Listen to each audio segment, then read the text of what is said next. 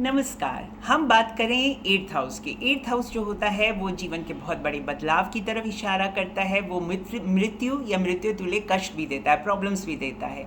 पर यहाँ पर हम सिर्फ नेगेटिव चीज़ों को नहीं देखते, बल्कि यहाँ से असीम वेल्थ, यानी अगर आपको बहुत ज़्यादा वेल्थ, असीम वेल्थ मिलती है तो वो इसी घर से ही मिलती है। और कुछ एजेस ऐसी होती हैं कि जो महादशा अंतरदशा चले ना चले, तभी वो जो एट्थ हाउस है वो अपने आप से एक्टिव हो जाता है। ये चंद्रकला नाड़ी का हिसाब है। तो इसमें वो कौन सी एजेस हैं? वो है 32, 44, 56 एंड 68, प्लस माइनस 6 महीने कर लीजिए। इसे जो आप चाहें तो नोट भी कर सकते हैं, और ये किसी न किसी कारण से आपके जीवन में खास ईयर्स रहेंगे, नेगेटिव या पॉजिटिव वे से।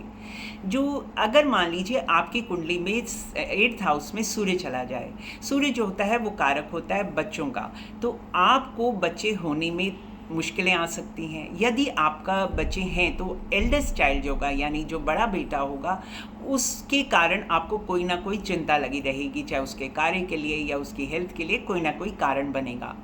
अब सूर्य जो होता है वो यश का कारक होता है, प्रॉस्पेरिटी का कारक होता है, क्योंकि वो आठवें घर का प्रतिनिधित्व जो कर रहे होते हैं वो होते हैं शनि और केतु।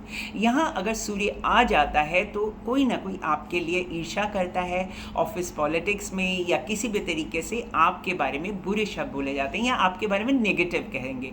इससे आपकी ग्रोथ और प्रॉस्पेरिटी अफेक्ट होती है, क्योंकि आप अपने को जितनी भी मेहनत करते हैं उसका आपको यश प्राप्त नहीं होता। पर मैं ये कहूँगी कि जीवन में इन नेगेटिव चीज़ों को अपने साथ मत उठाइए, अपने कंधे पे मत लीजिए, क्योंकि बड़े बड़े महात्मा हो, महात्मा बुद्ध हो, माता सीता हो, जब उनके लिए कोई कह सकता है तो हम और आप क्या हैं। आप अपने जीवन पे अपने फोकस रखिए। काल है, काल बदल जाएगा और आपका समय भी बदलेगा। यदि आप स्वयं किसी से ईर्ष्या करते हैं तो आप ये समझ लीजिए आप खींच कर अपने कर्म द्वारा, यानी कि सूर्य आपका नहीं अष्टम घर में, परंतु आप क्योंकि किसी के बारे में अपशब्द कह रहे हैं तो आप खींच कर अपनी कुंडली के आठवें घर में सूर्य को ले आएंगे, और उसके कारण क्या होगा कि आपके पिता को इफेक्ट करेगा। ये आपकी अपनी ग्रोथ और प्रॉस्पेरिटी, आपके प्रमोशंस नहीं होंगी, आपकी आंखों में प्रॉब्लम्स आएंगी, और आप जैसे जैसे उम्र में बड़े होंगे तो आप देखेंगे कि आपको लॉन्ग टर्म ग्रोथ नहीं मिलेगी, प्रॉस्पेरिटी, क्योंकि सूर्य कारक ही प्रॉस्पेरिटी और ग्रोथ का है। इसलिए मैं ये कहूँगी कि आप स्वयं से कभी भी किसी की निंदा या ये कहूँ कि ऑफिस पॉलिटिक्स में इन्वॉल्व मत हुई, क्योंकि ये आपकी ग्रोथ को रिप्रेजेंट करेगा और वो खराब हो जाएगा।